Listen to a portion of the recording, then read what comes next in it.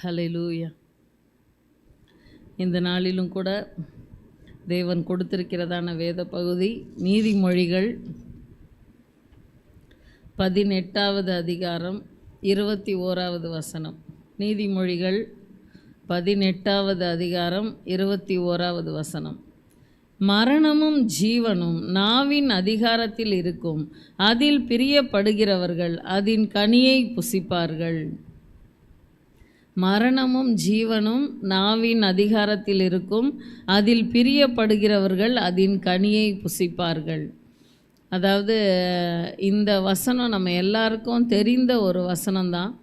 மரணமும் ஜீவனும் அப்படின்னும்போது நம்ம வாயில் தான் அந்த அதிகாரம் இருக்குது அப்படின்னு ஆண்டவர் சொல்கிறாரு. நம்ம ஆசீர்வதிக்கிற காரியங்கள் ஆசீர்வதிக்கப்பட்டிருக்கும், நம்ம சபிக்கிறதான காரியங்கள் சபிக்கப்பட்டிருக்கும் அப்படின்னு ஆண்டவர் நம்முடைய வாயில் ஒரு அதிகாரத்தை கொடுத்துருக்கார். அதை தான் இந்த வேத வசனத்தில் நம்ம பார்க்குறோம். நம்ம வாயிலிருந்து வருகிறதான காரியங்களில் ஜீவன் இருந்ததுன்னா அது ஜீவன், அது அப்படியாக இருக்கும். அப்படி இல்லாதபடிக்கு சாபம் மரணத்திற்குரிய காரியங்கள் இருந்தால் அதுதான் நடக்கும். அப்போ நம்முடைய வாயிலிருந்து வருகிறதான வார்த்தைகள் எப்படிப்பட்ட வார்த்தைகளாக இருக்குது அப்படின்றத தான் நம்ம இந்த நாளில் ஆராய்ச்சி பண்ணி பார்க்க வேண்டியது அவசியம். அதாவது ஒரு சாதாரண ஒரு காரியம் அப்படின்னு நம்ம இதை எடுத்துட முடியாது. ஏன்னா ஆண்டவர் அந்த அதிகாரத்தை நம்ம நாவில் கொடுத்துருக்காரு. அதில் பிரியப்படுகிறவர்கள் அதன் கனியை புசிப்பார்கள் அப்படின்னு சொல்லப்பட்டிருக்கு. அப்போ எது நமக்கு வேணும் அப்படின்னு நம்ம நினைக்கிறோமோ, ஒரு தோட்டத்துக்கு போனோன்னா நம்ம யாருமே ஒரு காயை நம்ம பறிக்கணும் அப்படின்னு நினைக்க மாட்டோம். நல்லா கனிந்ததான பழத்தை தான் நம்ம பறித்து புசிக்கணும் அப்படின்னு நினைப்போம். அது மாதிரி நம்முடைய அந்த வார்த்தைகள் எப்படிப்பட்ட வார்த்தைகளாக இருக்குது? அது மரணத்துக்கு ஏதுவான வார்த்தைகளாக இருக்கா, இல்லை ஜீவனுக்கு ஏதுவான வார்த்தைகளாக இருக்கா அப்படின்னு நம்ம யோசிக்கணும். நம்முடைய வார்த்தையின் மூலமாக மற்றவர்கள் கட்டப்படுகிறார்களா இல்லைன்னா உடைக்கப்படுகிறார்களா, அதை நம்ம யோசித்து பார்க்க வேண்டியது அவசியம். ஏன்னா நமக்கு ஆண்டவர் அப்படிப்பட்ட கிருபைகளை கொடுத்துருக்கார். மற்ற உலக ஜனங்களைப் போல அல்ல. அவங்க என்னன்னாலும் பேசுவாங்க, எப்படினாலும் போவாங்க. அது நடக்குமா அப்படின்னா அது நடக்காது. ஆனால் நம்முடைய வாயில் ஆண்டவர் அந்த அதிகாரத்தை கொடுத்துருக்காரு. அந்த நம்முடைய நாவில் ஆண்டவர் அதிகாரத்தை கொடுத்துருக்காரு. அப்போ நம்முடைய நாவிலிருந்து வருகிறதான வார்த்தைகள் அது அப்படியே நடக்கக்கூடிய வார்த்தைகளாக இருக்குது. அப்போ நம்ம அதில் ஜாக்கிரதையாக இருக்க வேண்டியது அவசியம். அதே நீதிமொழிகளில் பார்த்திங்கன்னா 26வது அதிகாரம் எடுத்துக்கொள்ளுங்க. 18-19 வசனங்கள். கொள்ளிகளையும் அம்புகளையும் சாவுக்கேதுவானவைகளையும் எரிகிற பைத்தியக்காரன் எப்படி இருக்கிறானோ அப்படியே தனக்கடுத்தவனை வஞ்சித்து நான் விளையாட்டுக்கல்லவோ செய்தேன் என்று சொல்லுகிற மனுஷனும் இருக்கிறான். நம்ம வாழ்க்கையில் நம்ம சில நேரங்களில் இப்படிப்பட்ட நபர்களை நம்ம பார்ப்போம். அதாவது ஒரு பைத்தியக்காரன் எப்படி இருக்கிறானோ அப்படின்னு முதல் வசனம் சொல்லுது. அந்த பைத்தியக்காரனுக்கு அதனால் சேதம் ஏற்படும் அப்படின்ற உணர்வு இருக்குமா அப்படின்னா கண்டிப்பாக அந்த உணர்வு இருக்காது. ஏன்னா ஒரு கொல்லியை தூக்கி எரிஞ்சால் கண்டிப்பாக அந்த இடத்துல தீப்பிடிக்கும், அது பெரிய சேதத்தை உண்டு பண்ணும். இன்னொன்று, அம்புகளை எரிந்தாலும் எதிர்த்தரப்பில் இருக்கிறவங்க பாதிக்கப்படுவாங்க. இன்னொன்று, சாவுக்கு ஏதுவானவைகள் அப்படின்றது. அப்போ அப்படிப்பட்ட காரியங்களை எரியும் பொழுது எதிர்த்தாப்பில் இருக்கிற நபர்கள் பாதிக்கப்படுவாங்க அப்படின்ற அந்த உணர்வு பைத்தியக்காரனுக்கு இருக்குமா அப்படின்னா இருக்காது. அவங்களுடைய அந்த மதி மயங்கி போயிருக்கிறதுனால, அந்த மூளை சரியாக செயல்படாததுனால கண்டிப்பாக அந்த உணர்வு அவங்களுக்கு இருக்காது. ஆனால் அடுத்த வசனத்தை பாருங்கள். அப்படியே தனக்கு அடுத்தவனை வஞ்சித்து நான் விளையாட்டுக்கல்லவோ செய்தேன் என்று சொல்லுகிற மனுஷனும் இருக்கிறான். அதாவது தனக்கு அடுத்தவங்களை ஈஸியாக வஞ்சிக்கிறது, இல்லைன்னா அவங்க உடைக்கப்படக்கூடிய அளவுக்கு வார்த்தைகளை பேசுகிறது, இப்படிலாம் பேசி முடிச்சுட்டு எல்லாம் நடந்து அவங்க அப்புறமா கஷ்டப்படும்போது இவங்க சொல்லுவாங்க, நான் விளையாட்டுக்கு தானே செஞ்சேன், இதை போய் இவ்வளோ சீரியஸாக எடுத்துக்கிட்டேன் அப்படின்ட்டு. ஆனால் எதிர்த்தரப்பில் இருக்கிற நபர் எப்படி அவங்க பாதிக்கப்படுறாங்க, எப்படி உடைக்கப்படுறாங்க அப்படின்றது ஒரு உணர்வு இல்லாதபடிக்கு இப்படி செய்கிறதான நபர்கள் இருக்கிறாங்க. நம்ம அப்படி இருக்கிறோமா? அதுதான் நமக்கு இப்போ நம்ம ஆராய்ச்சி பண்ண வேண்டியதான ஒரு காரியம். நம்ம மற்றவங்க அப்படி பேசும்போது நம்ம உடைக்கப்படுறோம், நம்ம வந்து நொறுக்கப்படுறோம். அவங்களுடைய வார்த்தைகள் என்னை காயப்படுத்திருச்சு, என்னால் எழும்பவே முடியல, அந்த வார்த்தை திருப்பி திருப்பி எனக்கு கஷ்டமாக இருந்துச்சு. இப்படி நம்ம எத்தனையோ நேரங்களில் புலம்புறோம். எல்லாமே சரிதான். ஆனால் நம்ம மற்றவங்கள்ட்ட எப்படி நடந்து கொள்கிறோம், நம்முடைய வார்த்தைகள் எப்படி இருக்குது, அதை தான் நம்ம வந்து யோசித்து பார்க்கணும். நம்முடைய வார்த்தைகள்னால மற்றவங்க யாருமே பாதிக்கப்பற்றக்கூடாதுன்ற ஒரு அந்த ஷார்ப் கான்ஷியஸ் வந்து நமக்கு இருக்க வேண்டியது அவசியம். நம்முடைய வார்த்தைகள்னால மற்றவங்க கட்டப்பட தான் செய்யணும். அவங்க ஒருவேளை தன்னுடைய வாழ்க்கையில் எதுவுமே எனக்கு முடியாது, நான் வந்து இதோட அவ்வளோதான் அப்படின்ற ஒரு நிலைமையில் இருக்கிற நபர்கள்லாம் நம்மக்கிட்ட வந்தாங்கன்னா, நம்முடைய வார்த்தைகள் அவங்கள உயிர்ப்பிக்கிற வார்த்தைகளாக இருக்கணும். அப்போ அப்படி நம்ம வார்த்தைகள் வந்து ரொம்ப கவனமாக இருக்க வேண்டியது அவசியம். ஒரு பைத்தியக்காரனை போல் பின்னாடி என்ன நடக்கும், அதனால் என்ன விளைவு ஏற்படும், எவ்வளோ தூரம் பாதிக்கப்படுவாங்கன்னு அறியாத செய்கிறதான காரியங்கள் நம்முடைய வாழ்க்கையில் வந்துடக்கூடாது. நம்ம அந்த காரியங்களில் ரொம்பவே ஜாக்கிரதையாக இருக்க வேண்டியது அவசியம். 2 ராஜாக்கள் 2வது அதிகாரம் 23வது வசனம். 2 ராஜாக்கள் 2வது அதிகாரம் 23வது வசனம். அவன் அவ்விடத்தை விட்டு பெத்தேலுக்கு போனான். அவன் வழி நடந்து போகையில் பிள்ளைகள் பட்டணத்திலிருந்து வந்து அவனை பார்த்து, மொட்டை தலையா, ஏறிப்போ என்று சொல்லி நிந்தித்தார்கள். அப்பொழுது அவன் திரும்பி அவர்களை பார்த்து கர்த்தரின் நாமத்திலே அவர்களை சபித்தான். உடனே காட்டிலிருந்து 2 கரடிகள் புறப்பட்டு வந்து அவர்களில் 42 பிள்ளைகளை பீறி போட்டது. இதை படிக்கும்போது கொஞ்சம் கஷ்டமாக தான் இருக்கும். எனக்கு ஆரம்பத்தில் இதை படிக்கும்போது, என்ன ஒரு வார்த்தை தானே, அதை கொஞ்சம் சகிச்சிருக்கலாமே, ஒரு தீர்க்கதரிசியாச்சே அப்படின்னு கூட எனக்கு தோணும். ஆனால் இந்த இடத்துல பார்த்தீங்கன்னா, அவன் அவ்விடத்தை விட்டு பெத்தேலுக்கு போனான். அவன் வழி நடந்து போகையில் பிள்ளைகள் பட்டணத்திலிருந்து வந்து அவனை பார்த்து அப்படின்னு சொல்லப்பட்டிருக்கு. ஒரு ரெகுலராக நடக்கிறதான ஒரு காரியமாக தான் இது வந்து இருந்திருக்கு. அந்த பிள்ளைங்க வந்து இவனை பார்க்கும்போது இவனை ஒரு தீர்க்கதரிசியாகவும் பார்க்கல.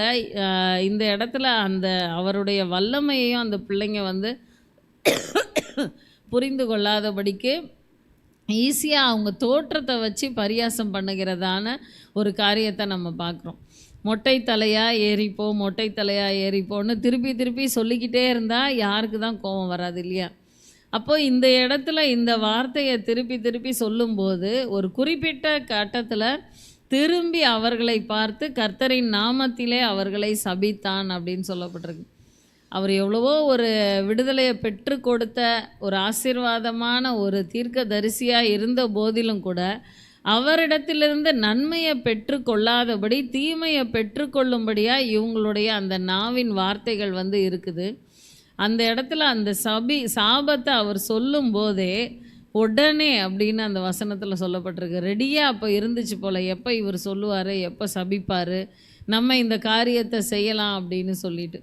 காட்டிலிருந்து 2 கரடிகள் புறப்பட்டு வந்து அவர்களில் 42 பிள்ளைகளை பீறி போட்டது அப்படின்னு சொல்லப்பட்டிருக்கு. 2 கரடி தான் வந்துச்சு, ஆனால் 42 பிள்ளைகளுக்கு சேதம் வரக்கூடிய அளவுக்கு அந்த இடத்துல நடந்திருக்கு. அப்போது இந்த மாதிரி இந்த ஒரு சில காரியங்கள் நம்ம வாழ்க்கையில் நமக்கு வரும்பொழுது நம்ம அந்த இடத்துல ஜாக்கிரதையாக இருக்க வேண்டியது அவசியம். தோற்றம் அப்படின்றது வந்து தேவன் படைத்த ஒரு காரியம். நமக்கு இருக்கிற இந்த நல்ல தோற்றத்துக்காக முதலாவது நம்ம கர்த்தரை ஸ்தோத்தரிக்கணும். ஏன்னா நம்ம எத்தனையோ குறையுள்ள மனிதர்களை பார்க்குறோம். அவங்கள பார்க்கும்போது நமக்கே கஷ்டமாக இருக்கும், இப்படி இருக்கே அப்படின்னு. அவங்க நினச்சாலுமே அதை என்ன பண்ண முடியாது, சரி பண்ண முடியாத அளவுக்கு தான் அவங்களுடைய தோற்றங்கள் சில நேரங்களில் இருக்குது. ஆனால் நமக்கு ஆண்டவர் நல்லபடியாக, நம்ம பெரிய பேரழகாக இல்லை அப்படின்னா கூட நல்ல ஒரு முக தோற்றத்தை கொடுத்துருக்காரு, நல்ல கை கால்களை கொடுத்துருக்காரு, நல்ல நடக்கக்கூடிய கிருபையை கொடுத்துருக்காரு. நடக்கும்போதே பார்த்தா ஒரு சிலர் வந்து ஒரு கால் தாங்கி நடக்கிறவங்க இருக்கிறாங்க, எப்படியோ இருக்கிறாங்க. ஆனால் ஆண்டவர் நமக்கு நல்ல தோற்றத்தை கொடுத்துருக்காரு. சரி, நம்ம நல்ல தோற்றத்தில் இருக்கிறோம் அப்படின்றதுக்காக ஒருவேளை யாராகிலும் ஏன்னா கொஞ்சம் முடியாதவங்க, இல்லை பார்க்குறதுக்கே கொஞ்சம் ரொம்ப ஷார்ட்டாக இருக்கிறாங்க, அப்படி இப்படின்னு அந்த மாதிரி தோற்றத்தினால ஒரு மாதிரி இருக்கிறாங்க அப்படின்னா அவங்கள பரியாசம் பண்ணக்கூடிய காரியங்கள் வந்து நம்ம வாயில் வரக்கூடாது. ஏன்னா, அவங்களுடைய இருதயத்தில ஏற்கனவே அவங்க பாதிக்கப்பட்டு தான் இருப்பாங்க. நம்ம தோற்றம் இப்படி இருக்கே, கடவுள் நம்மள இப்படி படைச்சிட்டாரே, அப்படின்னு அவங்களே ஒரு அந்த இன்ஃபீரியாரிட்டி காம்ப்ளெக்ஸ்ல தான் இருப்பாங்க. அந்த நேரத்தில அவங்கள போய் பரியாசம் பண்ணி, அலட்சியம் பண்ணி இப்படி பண்ணும்போது, அவங்க இருதயத்திலிருந்து ஒரு வேளை இந்த இடத்துல மாதிரி ஒரு வல்லமை உள்ள நபர்களா இல்லாம இருக்கலாம். அவங்க சபிக்காம இருக்கலாம். ஆனா அவங்களுடைய இருதயம் என்ன பண்ணும்னா, கண்டிப்பா சபிக்க தான் செய்யும். ரொம்பவே வருத்தப்படும். சரி ஒரு வேளை சபிக்கவே இல்ல அப்படின்னு கூட நம்ம வச்சுக்கிட்டோம்னா, அவங்க இருதயத்தில ஒரு வேதனை உண்டாகும். நேற்றைய தினத்தில கூட போதகர் சொல்லும்போது, பெண்கள் ஐக்கியத்தில சொல்லிட்டு இருந்தாங்க. ஒரு பாட்டி ஒருத்தர் அவங்க வந்து கொஞ்சம் மனநல பாதிக்கப்பட்டவங்க. அவங்கள பிள்ளைங்க எல்லாம் கொஞ்சம் போய் விரட்டி அவங்கள இது பண்ணி கொஞ்சம் டிஸ்டர்ப் பண்ணி விளையாடிக்கிட்டு இருக்கும்போது, ஒரு அறியாத வயதில் போதகரும் அவங்களோட கூட சேர்ந்துக்கிட்டு விளையாடும்போது, ஒரு மண் அப்படி உருண்டையாக கிடக்கும் இல்லையா? மண்ணாங்கட்டின்னு சொல்லுவாங்க. அந்த உருண்டைய எடுத்து எல்லா பசங்களும் அடிக்கும்போது, போதகரும் தூக்கி அடிச்சிருக்காங்க. அடிக்கும்போது பார்த்தீங்கன்னா, அப்படியே அந்த பாட்டியோட அந்த அவங்க கரெக்ட்டா திரும்பவும் முகத்தில பட்டு இப்படியே எல்லாம் விழும்போது, அவங்க ரொம்ப சஃபர் பண்ணி, ஒரு மாரி அழுகைக்குள்ளாக அவங்க போகும்போது, அ அப்படியே உட்காந்துட்டாங்க. ஒண்ணுமே அவங்க பண்ணல. எதிர்த்து ஒண்ணுமே பண்ணல. எல்லாருமே ஓடிட்டாங்க. எல்லாம் போயாச்சு. ஆனா, அந்த மனசுல வந்து அந்த காரியம் ரொம்ப ஆழமா இருந்தது. நம்ம இத பண்ணியிருக்க கூடாது. அவங்கள வந்து நோகடிச்சிருக்க கூடாது அப்டின்ட்டு இருந்துச்சு. அவங்க ஒரு வேள திருப்பி தாக்கியிருந்தா கூட அது மறந்துருக்கும். ஆனா, அவங்க அந்த இடத்துல அப்படியே நெலகுலஞ்சு உட்கார்ந்து அவங்க கஷ்டத்துக்குள்ளாகிறத பார்க்கும்போது, ரொம்பவே வேதனையா இருந்தது அப்படின்னு சொன்னாங்க. அப்ப அவங்களுடைய இருதயத்துல வருகிறதான அந்த ஒரு சின்ன ஒரு கஷ்டமான ஒரு இது கூட நமக்கு அது ஆசீர்வாதமா இருக்காது. அதனால மற்றவங்கள்ட்ட நம்ம பேசும்பொழுது நம்முடைய வார்த்தைகள் எப்படி இருக்கணும் அப்படின்னா, அவங்கள உற்சாகப்படுத்தக்கூடிய வார்த்தைகளா, அவங்கள கட்டக்கூடிய வார்த்தைகளா, நம்மள ஆண்டவர் அப்படிதான் நெறைய நேரத்தில வந்து அழைக்கிறார். ஒரு கிதியோன் பயந்து போய் அந்த இடத்துல அவன் வந்து பயந்து போய் ஒதுங்கி நின்னு, அவன் வந்து மீதியானியர் வந்துருவாங்க, கொள்ளையடிச்சுட்டு போயிருவாங்கன்னு அந்த இடத்துல அடிக்கும்போது, அந்த இடத்துல கர்த்தருடைய தூதனானவர் வந்து என்ன சொல்றார் அப்படின்னா, "பராக்கிரமசாலியே கர்த்தர் உன்னோடு கூட இருக்கிறார்." உண்மையிலேயே அவன் பராக்கிரமசாலியா இருந்தானா அப்படின்னா, இல்ல பயந்து போய் தான் அவன் போரடிச்சிட்டு இருக்கான். ஆனா அவனுக்குள்ள இருக்கிறதான அந்த ஒரு ஏதோ ஒரு காரியத்த கர்த்தர் பார்த்து அவன வந்து அப்படி அழைக்கிறார். அப்படியாக அவன வச்சு அந்த இடத்துல இஸ்ரவேலர்கள ரட்சிக்கவும் கர்த்தர் செய்தார். அப்போ அந்த ஒரு சின்ன மறைந்திருக்கிற ஒரு காரியத்தை அனலூட்டி எழுப்பும் பொழுது, அவங்க வந்து அந்த பெரிய காரியங்கள செய்யக்கூடிய அளவுக்கு மாறுவாங்க. நம்முடைய வாழ்க்கையிலயும் நம்ம கிட்ட தேவன் கொண்டு வருகிற நபர்கள நம்ம வந்து கட்டக்கூடியவர்களா இருக்கணும். இந்த வேத வசனத்துல பார்த்தா மாரி, மரணமும் ஜீவனும் நாவின் அதிகாரத்தில் இருக்கும். அதில் பிரியப்படுகிறவர்கள் அதின் கனியை புசிப்பார்கள் அப்படின்ன மாதிரி, நம்முடைய நாவிலிருந்து வருகிறதான வார்த்தைகள் ஜீவனுக்கு ஏதுவான வார்த்தைகளா இருக்கணும். அது மரணத்துக்கு ஏதுவான வார்த்தைகளா இருக்கக்கூடாது. ஒரு சின்ன ஒரு சம்பவத்த நான் சொல்லி நிறைவு செய்றேன். அதாவது ஒரு 2 சின்ன பிள்ளைங்க எப்பயுமே பிள்ளைங்க அப்படின்னா கொஞ்சம் சேட்டை அதிகமாக தான் இருக்கும் இல்லையா? பிள்ளைகளுக்கு அந்த சிறு வயதில் அவங்களுக்கு புரியவும் செய்யாது. எல்லாமே அவங்க சிலது தப்பும் பண்ணுவாங்க. அந்த மாரி ஒரு வயசில இருக்கிற ஒரு சிறு பிள்ளைகள் வந்து பார்த்திங்கன்னா, பக்கத்து வீட்ல இருந்த ஒரு வயசான பாட்டி அவங்களுடைய ஒரு முக்கியமான ஒரு பொருள வந்து ஒளிச்சு வச்சு விளையாட ஆரம்பிச்சாங்க. அவங்க அத தேடும் பொழுது இவங்களுக்கு ஒரே சந்தோஷம். ஆனா, அவங்க வந்து அதில கஷ்டப்படுறத அந்த பெரிய பிள்ளை வந்து பார்த்து உணர்றா, நம்ம அப்படி வந்து பண்ணக்கூடாது. ஏன்னா, அவங்க ரொம்ப அதனால கஷ்டப்படுறாங்க அப்படின்னு. ஆனா, இந்த தம்பி வந்து பார்த்தீங்கன்னா, எப்பயுமே இவங்க விளையாடுறதான வழக்கத்தின்படியாக, ஒரு நாள் அவன் என்ன பண்ணுறான், அந்த பாட்டி வந்து வெளிய வந்து அந்த பாத்திரம் தேய்க்கிறதுக்காக தண்ணி இறைச்சி ஊத்துகிறதான அந்த பக்கெட் வாளிய வந்து ஒளிச்சு வச்சுட்டான். கழட்டி எடுத்து ஒளிச்சு வச்சுட்டான். அந்த பாட்டி வெளிய வராங்க. பாத்திரம் தேய்க்கிறதுக்காக தண்ணி எடுக்கணும். கிணத்துல போட்டு இறைக்கிறதுக்கு பார்க்குறாங்க. வாளியே இல்ல. கயிறு மட்டும் தான் இருக்கு. ரொம்ப அவங்க வருத்தத்தோட உள்ள போயி அத இத தேடி அந்த பாத்திரம், இந்த பாத்திரம்னு கொண்டாந்து போட்டு அந்த இடத்துல சரியா அது வெயிட் கிடைக்கல அப்டின்னா, அந்த தண்ணிய எடுத்துட்டு அது வராது. ரொம்ப கஷ்டப்பட்டு அவங்க அந்த இத வந்து பண்ணி முடிக்கிறாங்க. இத வந்து தூரத்துல இருந்து பார்த்துட்டு அந்த தம்பி வந்து சிரிச்சுக்கிட்டு இருக்கான்.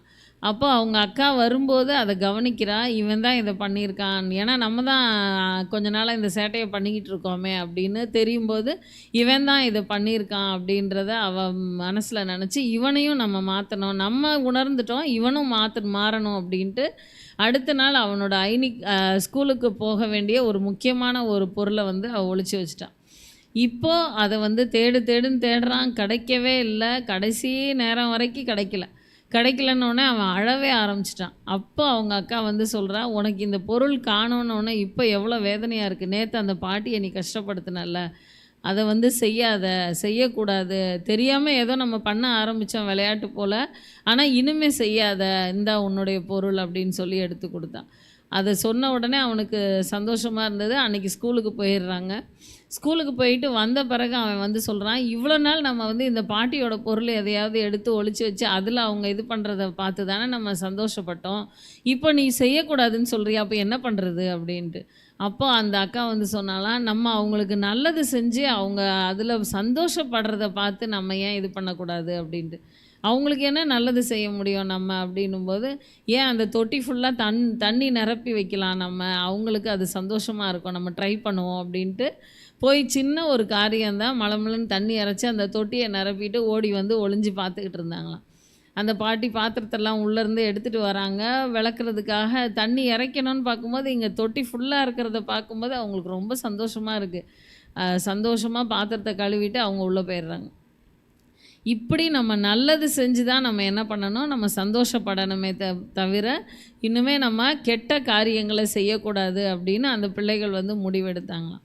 இது மாதிரி நம்முடைய வாழ்க்கையிலும் கூட நம்ம வந்து அந்த சின்ன பிள்ளைங்க உணர்ந்து டக்குன்னு ஒரு மனமாற்றத்திற்குள்ளான மாதிரி நம்ம வாழ்க்கையில் நமக்கு வருகிற காரியங்கள், நம்மிடம் வருகிற நபர்கள், அவர்களை நம்ம எப்படி ரிசீவ் பண்ணுறோம், அவங்கள எப்படி கட்டுறோம், நம்முடைய வார்த்தைகள் அவங்கள கட்டுதா அப்படின்றத தான் நம்ம வந்து கவனித்து பார்க்க வேண்டியது அவசியம். இந்த வேளையில் தேவ சமூகத்தில் நம்ம ஒப்பு கொடுப்போம். நம்முடைய வார்த்தைகள் ஒவ்வொருவரையும் உயிர்த்தெழ செய்யணும், அவங்கள உணர்வடைய வைக்கணும் அப்படின்னு சொல்லி நம்ம ஜெபிப்போம். கர்த்தாவே, உம்மை துதிக்கிறோம் ராஜா. அப்பா, உமக்கு நன்றி செலுத்துகிறோம் அப்பா. அப்பா, மரணமும் ஜீவனும் நாவின் அதிகாரத்தில் இருக்கும் என்று சொல்லியிருக்கீங்களேப்பா. அதில் பிரியப்படுகிறவர்கள் அதன் கனியை புசிப்பார்கள் என்று சொல்லியிருக்கீங்களே. எங்களுடைய வாயிலிருந்து வருகிறதான வார்த்தைகள் அப்பா, அவர்களை கட்டுகிற வார்த்தைகளாக, ஆசீர்வதிக்கிற வார்த்தைகளாக, உணர்வடைய வைக்கிற வார்த்தைகளாக அப்பா, அவர்கள் ஆசீர்வாதத்தை சுதந்தரித்து கொள்ள அப்பா, அவர்களுக்கு ஏதுவான வார்த்தைகளை சொல்லுகிற வார்த்தைகளாக இருக்க வேண்டும் அப்பா. அப்பா, மரணத்துக்கு ஏதுவான காரியங்களுக்கு நேராக அவர்களை நடத்துகிறதாக அல்ல தகப்பனே, ஜீவனுக்கு ஏதுவாக எங்களிடம் வருகிற ஒவ்வொரு நபர்களையும் நடத்தத்தக்கதாக தேவன் எங்களுக்கு கிருபைகளை கட்டளை இடுங்க ராஜா. அப்பா, உம்மை துதிக்கிறோம் துதிக்கிறோம் துதிக்கிறோம் துதிக்கிறோம் ராஜா. ஒரு பைத்தியக்காரனை போல நான் விளையாட்டுக்கல்லவோ செய்தேன் என்று சொல்லுகிறதான காரியங்கள் அல்ல தகப்பனே. அப்பா, பரிசுத்த ஆவியானவர் எங்களுக்கு உணர்வை கட்டளையிடுங்க. உமக்கு பிரியமாய் நாங்கள் ஜீவிக்க எங்களுக்கு தேவன் கிருபைகளை கட்டளையிடுங்க ராஜா. அப்பா, உம்மை துதிக்கிறோம் துதிக்கிறோம் துதிக்கிறோம் துதிக்கிறோம் துதிக்கிறோம் அப்பா. எங்களுடைய சொல் செயல் நடக்கைகள் ஒவ்வொன்றும் மற்றவர்களுக்கு ஆசீர்வாதமாய் இருக்க வேண்டும் அப்பா. ஆவியானவரே, உம்மை துதிக்கிறோம் துதிக்கிறோம் துதிக்கிறோம் துதிக்கிறோம் துதிக்கிறோம் ராஜா. அப்பா, பிள்ளைகளை அப்பா நாங்கள் பேசும்போது கூட அவர்களை ஆசீர்வதித்து பேச உதவி செய்யுங்க ராஜா. எந்த விதத்திலும் அவர்களை சபிக்காதபடிக்கு அப்பா. ஒரு சில வீடுகளில் நாங்கள் பார்த்துருக்கோம், எத்தனையோ லாரி வருது, எத்தனையோ வண்டி வருது, நீலாம் அதில் உளுந்து சாகக்கூடாதா அப்படிலாம் பிள்ளைகளை திட்டுறாங்கப்பா. அப்படிப்பட்டதான ஒரு சாபமான வார்த்தைகள் எங்களுடைய வாயிலிருந்து வந்துடக்கூடாதுப்பா. அப்பா, பிள்ளைகளை கண்டிக்கிறதான காரியங்களிலே கூட நாங்கள் ஞானமாய் செய்ய ஆசீர்வதிக்க அப்பா எங்களுக்கு தேவன் கிருபைகளை கொடுங்க ராஜா. அப்பா, உம்மை துதிக்கிறோம் துதிக்கிறோம் துதிக்கிறோம் துதிக்கிறோம் துதிக்கிறோம் துதிக்கிறோம் அப்பா. அப்பா, உமக்கு நன்றி செலுத்துகிறோம் அப்பா. நீங்க நினைக்கிறதான ஒரு மன மாற்றத்திற்குள்ளாக அப்பா இந்த வேத வசனத்தை கேட்கிற ஒவ்வொருவரும் கடந்து வர கிருபை கொடுங்க ராஜா. அப்பா, பரிசுத்த ஆவியானவரே அப்பா, நீங்க நீங்கள் கிரியை செய்யுங்க. உம்முடைய வசனங்கள் ஒவ்வொருவருடைய இருதயத்திலும் கிரியை செய்யட்டும் அப்பா.